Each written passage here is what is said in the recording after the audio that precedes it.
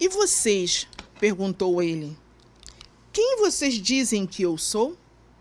Simão Pedro respondeu: Tu és o Cristo, o Filho do Deus vivo.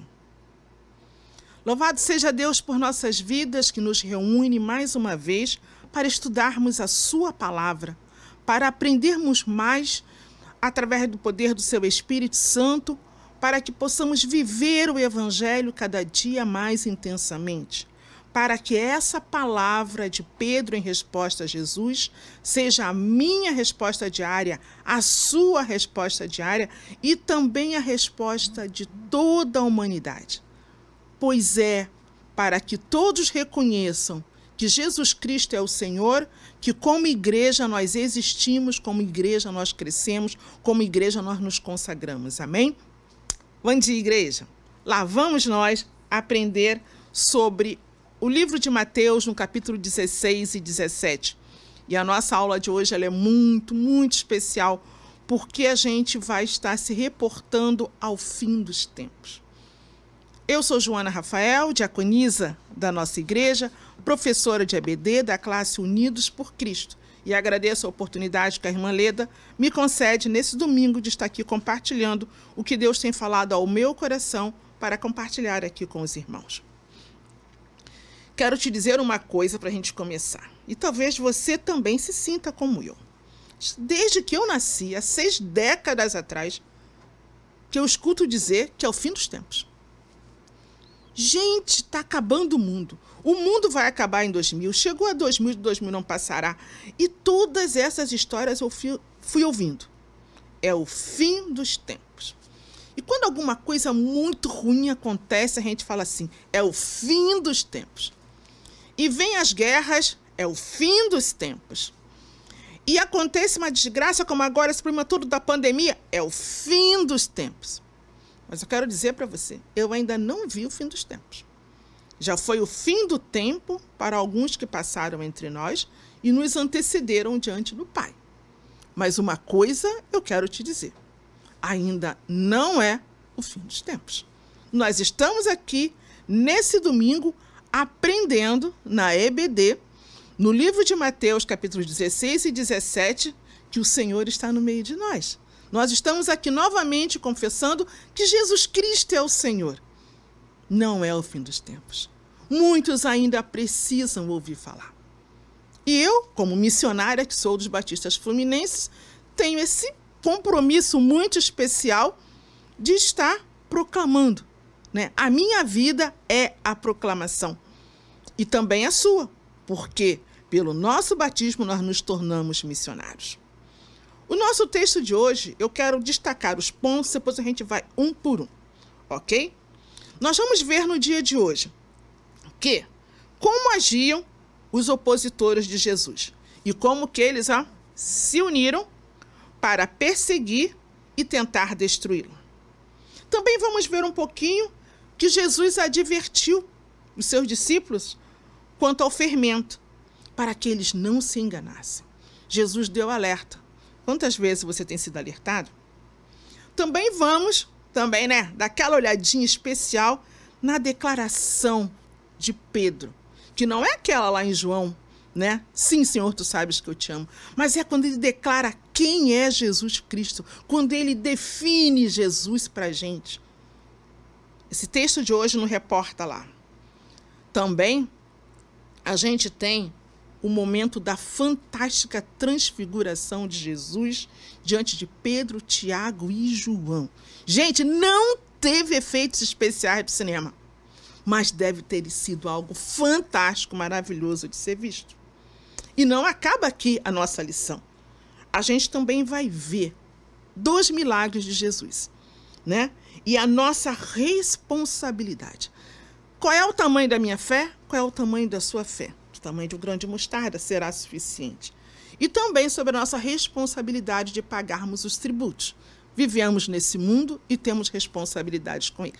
E eu conheço um monte de gente que, se pudesse, não pagava nem o imposto para sustento da cidade. Mas isso é um papo para daqui a pouco. Já vimos quais são os nossos pontos para que você vá se situando. Então agora a gente começa a olhar mais profundamente para esse texto. E eu me alegro em poder está com você. Eu vou olhando para você, para a câmera, e vou lendo aqui no nosso texto.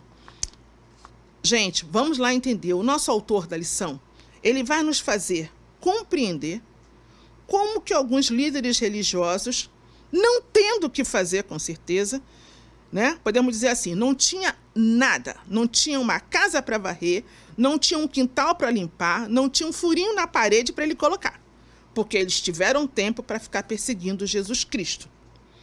E o interessante que eu percebo aqui é que eles não eram amiguinhos entre si, não. Fariseus e saduceus eram grupos rivais. Ó, um ia para lá, o outro para cá. Mas quando o assunto se tornou Jesus Cristo, eles resolveram se unir. Entendido? Eles iam para lá e para cá. Mas eles decidem que não, nós temos um alvo aqui na nossa frente. Esse tal de Jesus Cristo está ensinando umas coisas que nós não concordamos. Nem eu, nem você. Então nós vamos tirar ele do nosso caminho. Esteja atenta. Eu quero te alertar, porque nessa questão, às vezes alguns de nós, nos tempos atuais, temos agido desse jeito. Às vezes a gente não tem uma unidade com uma pessoa. Mas, especialmente no ambiente de trabalho, acontece bastante isso. Mas quando tem alguém na frente que a gente não gosta, que a gente acha, né, na nossa cabeça que ela está atrapalhando, ao invés de tentarmos buscar em Deus soluções, buscar na oração, buscar na consagração e no jejum a solução do problema, nós nos unimos a pessoas até adversárias para removermos as pedras que estão no nosso caminho. Só que se fosse uma pedra, uma cadeira, uma mesa, é até fácil. Mas o triste, meu irmão, minha irmã, que acompanha a nossa EBD de hoje, é que eu já vi pessoas se unindo para remover pessoas. Sim. E olha, as razões eram as mais diferentes. Eu já vi membros de igreja se unirem para tirar um outro líder. Porque não gostavam, porque não gostaram de uma atitude ou porque encontraram algum ponto. Gente, sem justiça, sem critério, apenas eu não gosto ou eu quero aquele lugar. Preste atenção numa coisa. Deus permite que diversas pessoas cheguem até nós, ao nosso lado, à nossa frente, ou às vezes até a gente considera atrás de nós, acima de nós. Não importa. Se Deus nos permitiu chegar até alguém, amemos, respeitemos, façamos com que essa pessoa cresça e seja feliz ao nosso lado, porque o amor de Cristo que vive em mim deve emanar, deve transcender e transformar a realidade onde eu estou. Eu não posso ser saduceu ou fariseu hipócrita. Eu preciso ser presença de Jesus Cristo no mundo. E quando eu transformo a minha mente e o meu coração, e quando eu já declarei, por todo conhecimento, pela graça do Espírito Santo, que Jesus Cristo é o Filho de Deus, eu preciso conformar minha mente, o meu coração, àquilo que ele me apresenta. Eu tenho que andar pelo Evangelho. Não dá para eu brincar de ser cristão, mas eu preciso ter responsabilidade com as minhas atitudes.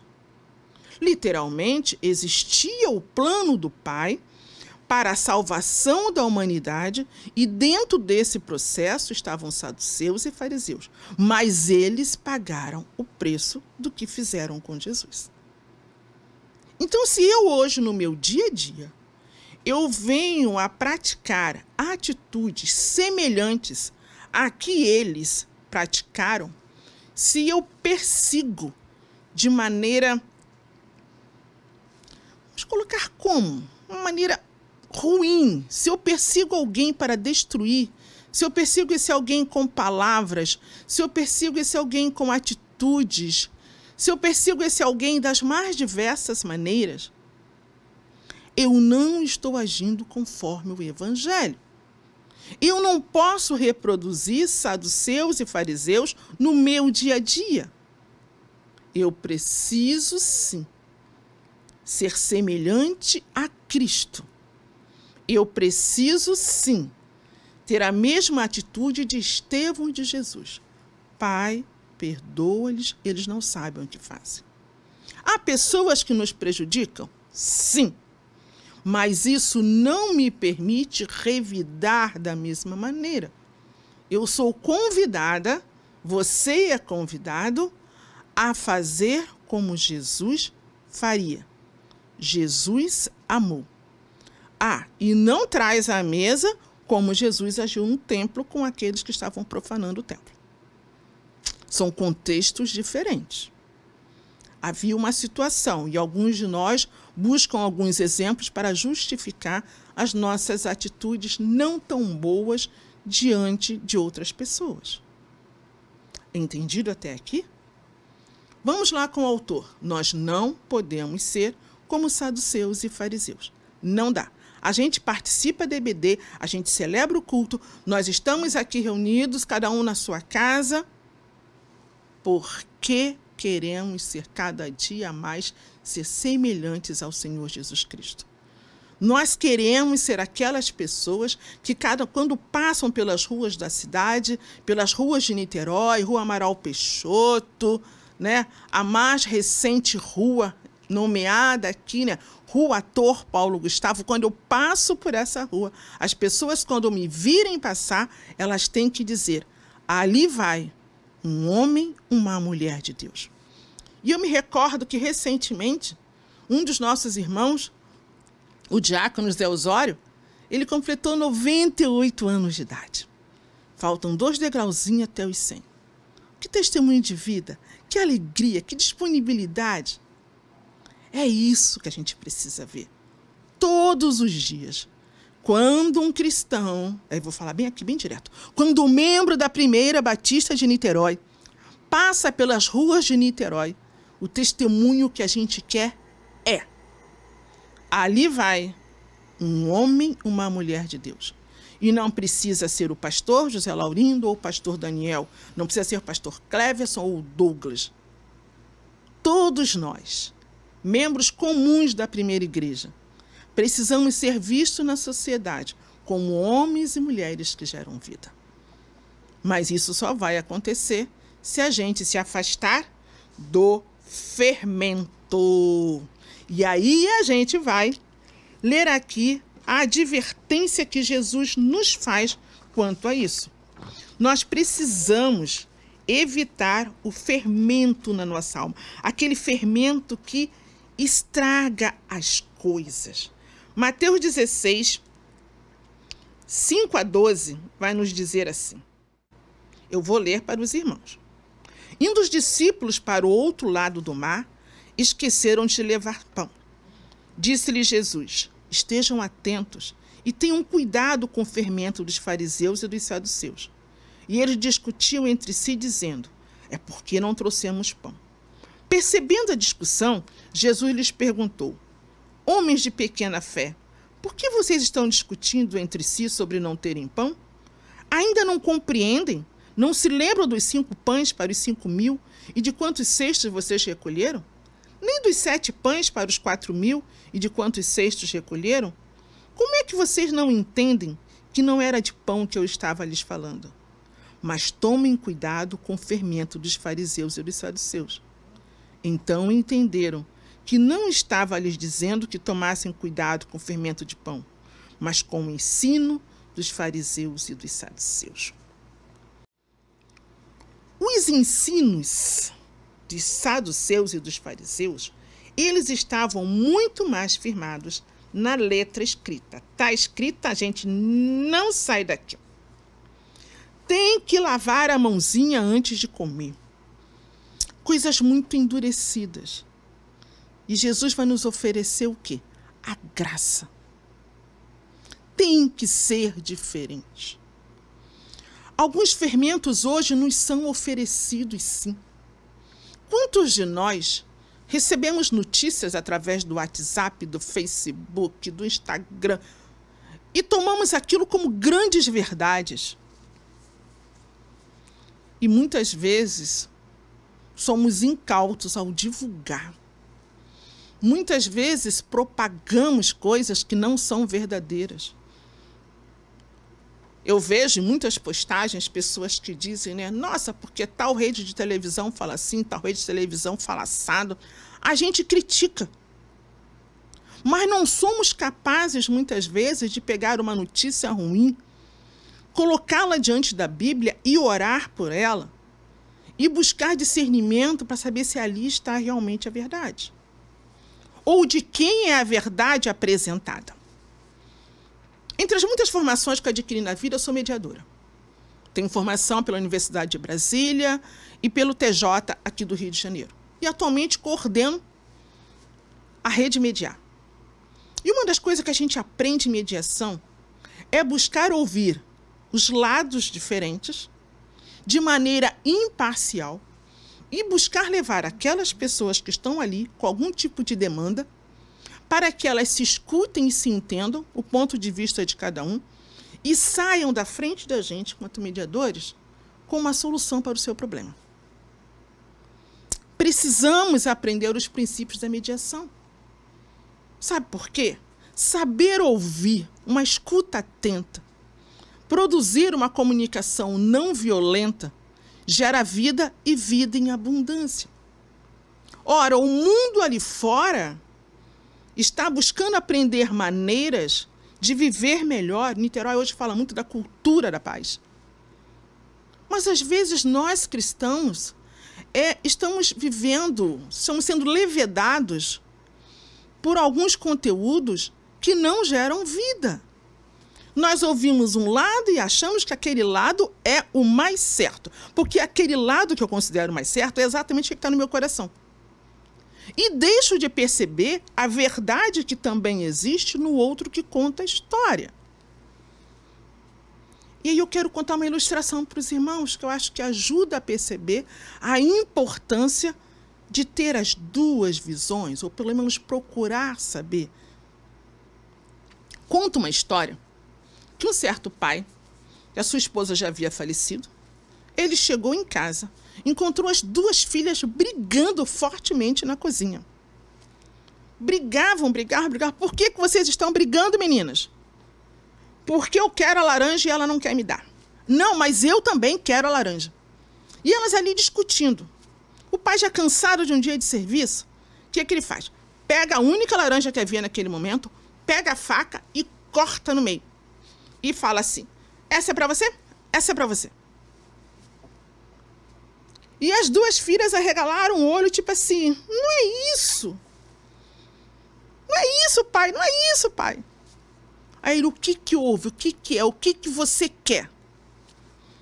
Aí a filha, que a gente vai chamar aqui de Mariazinha, a Mariazinha disse assim, pai, eu quero fazer suco. E a outra filha respondeu assim, pai, eu quero fazer doce da casca da laranja. Moral da história. Era tão simples ter pego a laranja e exprimido. Uma parte para cada uma. Vamos entender, é inteiro. As duas teriam ficado com o inteiro. Mas o fato de não ouvir, ele cortou direto. E muitas vezes, o que nós fazemos? Só escutamos um lado, ou não escutamos nenhum lado. Queremos chegar com a nossa solução. Isso é fermento de saduceu. É eu querer impor a minha vontade. Eu preciso respeitar as pessoas. Saduceus e fariseus não queriam dar ouvido à proposta que Jesus trazia. E eu quero te dizer uma coisa. Muitas vezes, nem eu, nem você que está aí, estou disposta a ouvir o que Jesus quer de mim. Eu quero fazer o que eu quero. E fazer o que eu quero, muitas vezes, é estar ouvindo um fermento espiritual negativo.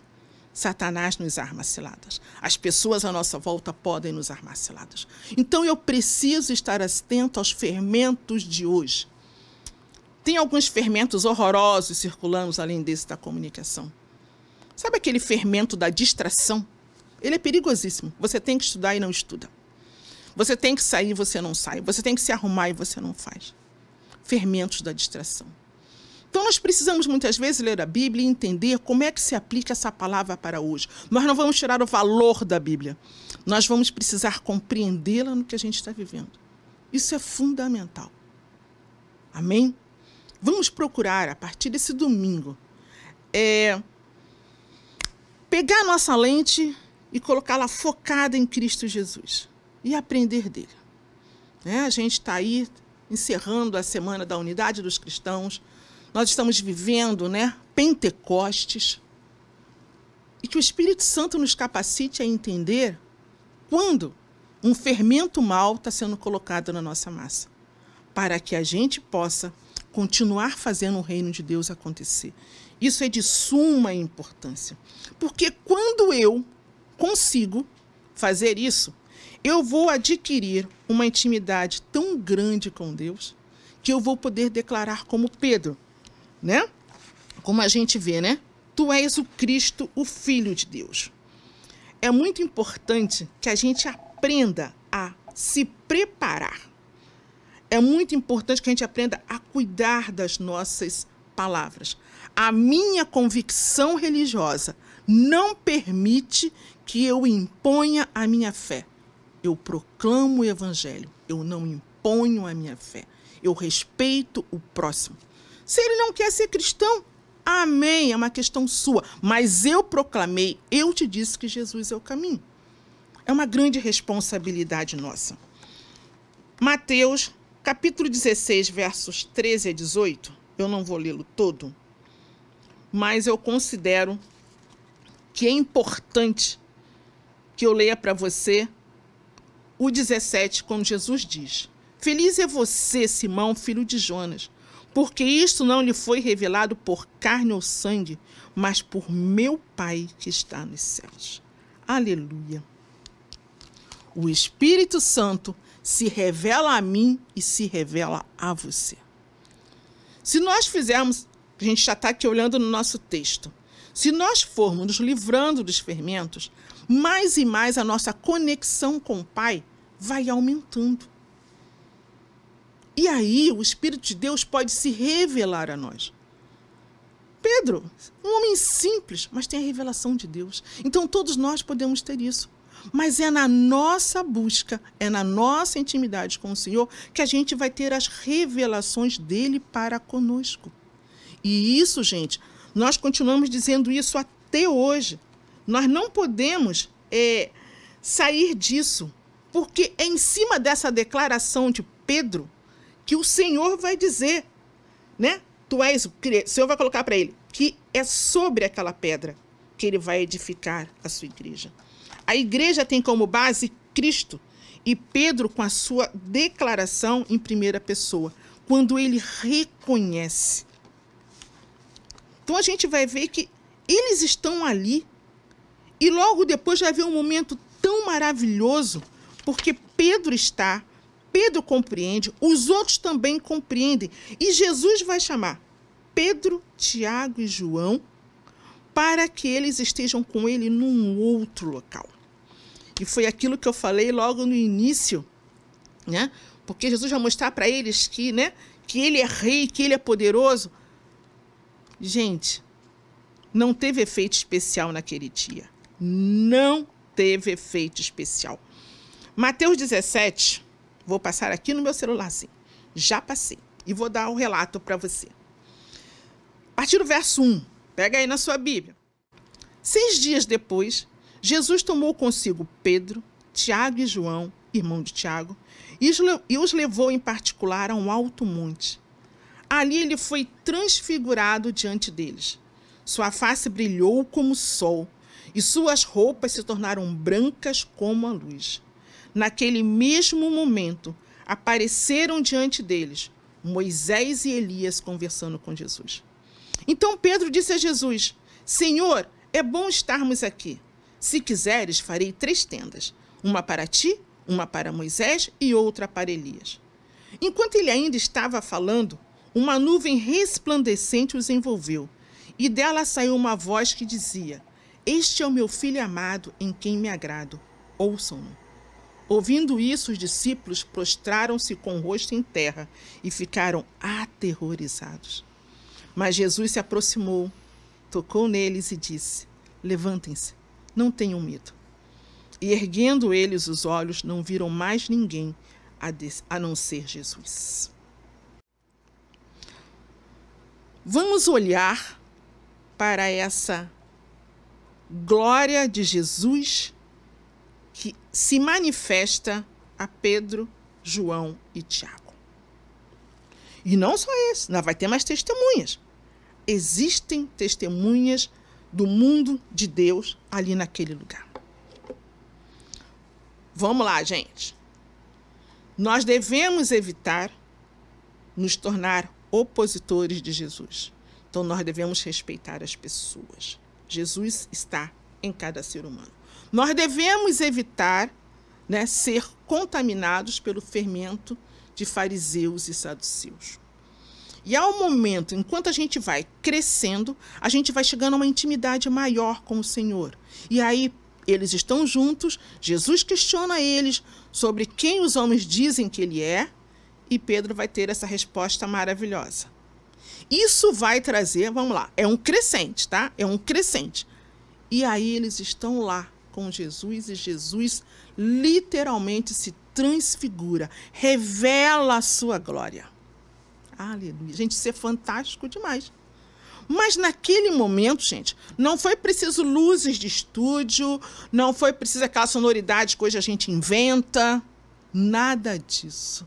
Foi algo plenamente espiritual. E eu vou te confessar, eu queria estar lá também. Eu acho que você também ia querer. Ver a glória do Pai naquele momento, como eles puderam ver. Os discípulos testemunham o poder do Senhor e ainda mais eles vão ouvir a voz do próprio Deus dizendo: Este é o meu filho amado. Deus está naquele lugar. É plenitude. E nós queremos viver essa plenitude. É um caminho ao qual o Senhor nos convida a viver. E muitas pessoas vivem esperando para viver o céu quando deixarem esse mundo. Quando nós podemos viver em amor e paz ainda aqui com as adversidades desse mundo. O reino já começou, o reino está no meio de nós. O reino habita entre nós. Mas muitas vezes nós colocamos um reino para um tempo após a morte, quando eu o experimento hoje e agora. Muitas das vezes que eu tenho a alegria de ligar para a irmã Maria Lúcia de Felipe, e ela me diz assim: estou aqui com Jesus. E ela me fala isso com tanta alegria que eu imagino assim que a casa dela é algo muito iluminado, é algo muito diferenciado, porque ela está sempre falando isso. Consegue me entender o que eu estou explicando para você? É viver o reino aqui na terra porque o Senhor habita em mim. Eu posso estar doente, sim. Eu posso ter perdido alguém que eu amo, sim. Eu sinto essa dor, mas o reino está em mim. E isso faz com que haja em mim a paz interior, mesmo com dificuldade. Até mesmo quando o pão está escasso, eu sinto o Senhor agindo e operando aonde eu estou e junto àqueles a quem eu amo. E isso é felicidade, isso é reino de Deus aqui na terra. Nós temos que nos recordar essas coisas todos os dias. Porque às vezes os embates, as dificuldades, eu compreendo, nos trazem tristeza, nos trazem angústia, ansiedade, uma série de sentimentos que tentam apagar a nossa visão do reino no meio de nós. Aí nessa Semana da Unidade dos Cristãos, deixa eu citar para vocês recordando no meu passado, enquanto Igreja Católica, existe uma antífona que ela diz assim, a gente responde, o sacerdote diz, o Senhor esteja convosco. E a gente responde, Ele está no meio de nós. Eu sinto muito isso. Deus está no meio de nós. Deus está aqui naquela pessoa caída da estrada. Ele está aqui, sim. Mas Ele também está naquele que governa. Ele também está na vida daquele que tem o poder. Deus está no meio de nós. E Ele quer fazer a diferença. Ele quer usar as minhas mãos e as tuas mãos. Nós já estamos também em campanha de missões estaduais. Como é que você tem abençoado a obra missionária? Quando eu estava vindo para preparar a aula da EBD, recebi uma mensagem de uma pessoa que eu nunca vi, eu creio que eu nunca vou encontrar. Mas ela relatava a alegria que a sua filha sentiu ao receber uma cesta básica em casa, porque sabia que ia ter comida na mesa. Quando alguém te traz essa mensagem, você fala assim, cara, eu estou fazendo tão pouco ainda. Mas uma criança ficou feliz porque viu comida. E talvez a tua mesa seja farta todos os dias. E você acha aquilo tão comum que nem valoriza. Como se Deus tivesse a obrigação de te dar comida todo dia. Ele dá porque Ele é bom. Mas o reino está no meio de nós, mesmo na miséria que algumas pessoas estão experimentando. Porque naquela miséria Deus fala para mim e para você assim, vai e dá de comer. Como igreja, nesse mundo que chora e que sofre, nós somos chamados a servir a esse mundo com o amor de Cristo, a colocar na mesa o amor do Senhor, para que todos se sentem e se saciem e sejam transformados na graça do Deus vivo. A transfiguração aconteceu naquele dia, mas ela tem acontecido conosco na nossa vida também. Cada amanhecer é uma transfiguração, porque era noite, de repente já é o dia. Nós precisamos continuar olhando para isso com a delicadeza da alma, com a sensibilidade do espírito. Isso é praticar o reino de Deus. Isso é fazer com que outros também vejam a glória do Senhor. Foi privilégio para Pedro, Tiago e João, mas é privilégio para nós, que ainda hoje temos visto tantos milagres. Em Mateus 17, de 14 a 27, eu não vou ler todos os textos, nosso horário já vai chegando ao tempo. Ainda acontece o relato de 2 milagres. E eu preciso compartilhar com vocês um pouco mais disso, porque é importante. Porque tem alguns ensinamentos que a gente precisa recordar. Sabe por quê? Você sabe. Mas como às vezes não pratica, a gente recorda quando está na EBD. O pastor nos recorda quando ele prega a palavra, cada domingo, cada quarta-feira, e cada dia que a gente acessa a internet, porque agora a gente tem culto todo dia e qualquer hora. Basta que a gente vá lá e clique. A gente vai ter a palavra para ouvir. Isso é muito importante. O primeiro milagre que é relatado em Mateus 17 é a cura de um menino endemoniado. E é uma cura um pouco diferenciada. Por quê? O homem, ele chega até Jesus e diz, Senhor, tem misericórdia do meu filho. Ele tem ataques e está sofrendo muito. Muitas vezes cai no fogo ou na água. E aí ele continua. Levei aos seus discípulos, mas eles não puderam curá-lo. Ai, gente. Os discípulos não conseguiram curá-lo, eles já haviam tentado. Igual a mim, muitas vezes, eu vou dizer para vocês. Muitas vezes eu oro para uma pessoa assim, oro querendo que aquela pessoa fique curada. E Deus não cura, Deus leva. E Jesus explica para eles que a fé deles ainda é pequena. A fé deles ainda é pequena. Talvez a minha fé também seja pequena. Talvez a sua também seja. Mas Jesus coloca que se a nossa fé for do tamanho de um grãozinho de mostarda, pequenininha, bem pequenininha, nós vamos fazer aqueles milagres ainda outros maiores. Está faltando fé. Está faltando. Mas que fé é essa que eu posso exercer para que essa pandemia vá embora o quanto antes? O tempo do aprendizado continua conosco, eu tenho certeza disso. Mas Jesus tem o cuidado e ele cura aquele menino. Havia um pai, sofrendo com a doença do seu filho. Tem pastor Daniel, olha só, doutor Daniel, que é psiquiatra, certamente trata diversos casos de crianças, adolescentes, adultos que têm crises convulsivas. E existem pessoas também que, às vezes, numa febre, numa outra doença, numa outra enfermidade, também vêm a ter crises convulsivas. E é uma coisa complicada de você ver e de querer ajudar e de não poder.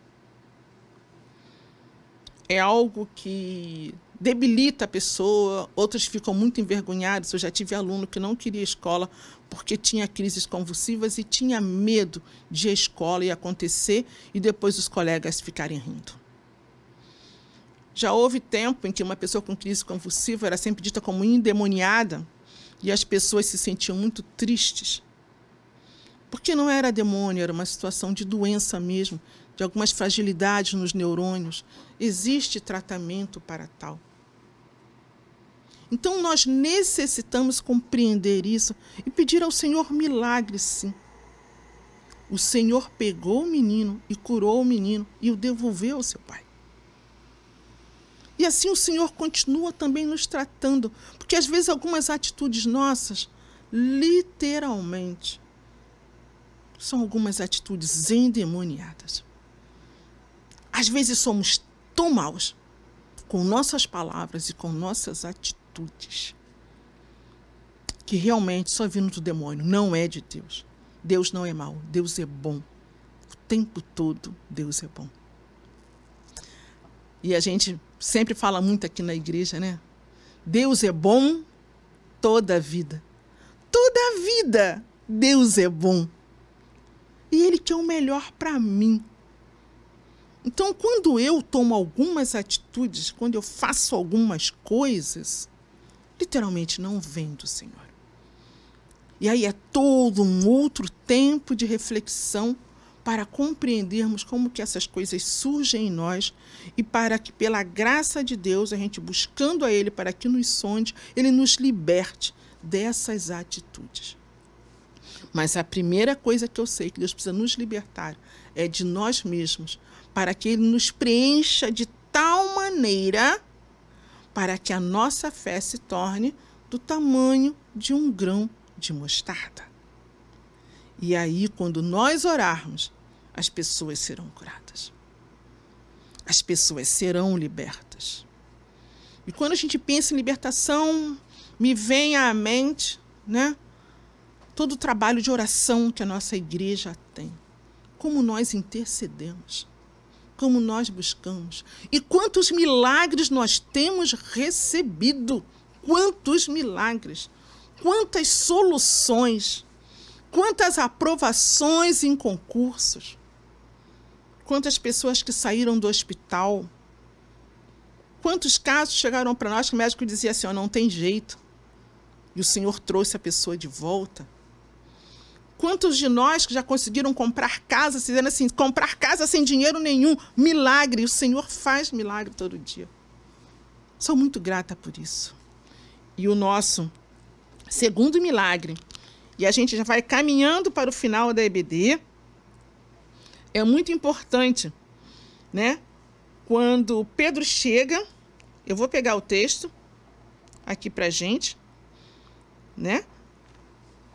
A partir do verso 24.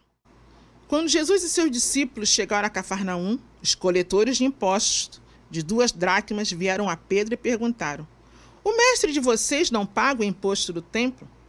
Sim, paga, respondeu ele. Quando Pedro entrou na casa, Jesus foi o primeiro a falar, perguntando-lhe: o que você acha, Simão? De quem os reis da terra cobram tributos e impostos? De seus próprios filhos ou dos outros? Dos outros, respondeu Pedro.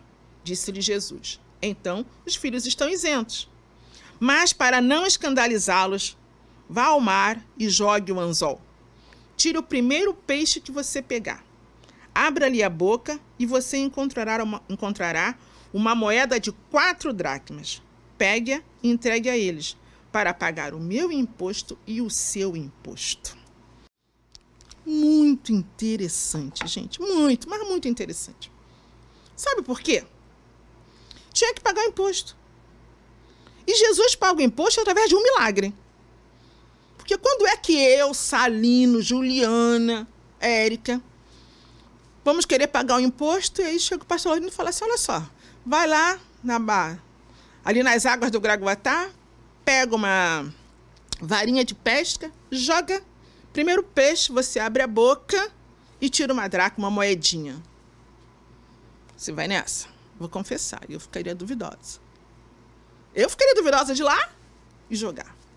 Mas com Jesus isso é possível. E Pedro já havia tido outras experiências com Jesus. Então ele vai lá tranquilamente. Porque veja bem, Deus faz o milagre, Jesus opera esse milagre usando algo que Pedro conhecia bem, que eram os peixes.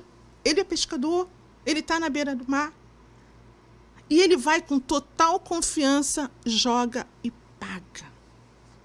Veja bem, os filhos não precisam pagar. Mas o Senhor cumpre a determinação daquele tempo. Talvez se ele não pagasse, escandalizaria. Talvez o cobrador de impostos arrumasse mais uma perseguição. Talvez o nome de Jesus fosse para o SPC. Já imaginou? Jesus no SPC? SPC Serasa cobrando de Jesus a dracma que ele não pagou. Eram 2 dracmas para serem pagas. Já imaginou? O Pedro não podendo ter cartão de crédito? Porque o nome dele estava sujo? Assim somos nós. Às vezes a gente paga todas as contas, mas não entrega o dízimo. Quero te dizer uma coisa. Você tem que pagar o imposto, sim, o imposto justo. Aliás, até vou falar bem a verdade, o que eu penso. Alguns impostos são muito injustos. O que se cobra é muito alto. Para uma família, às vezes, pagar o IPTU é uma coisa muito puxada. Nós pagamos impostos em tudo nesse Brasil.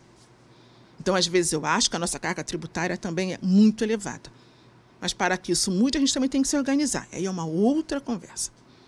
Mas certo é que a gente paga imposto para ter luz, paga imposto para ter uma água tratada, paga imposto para ter a nossa casa.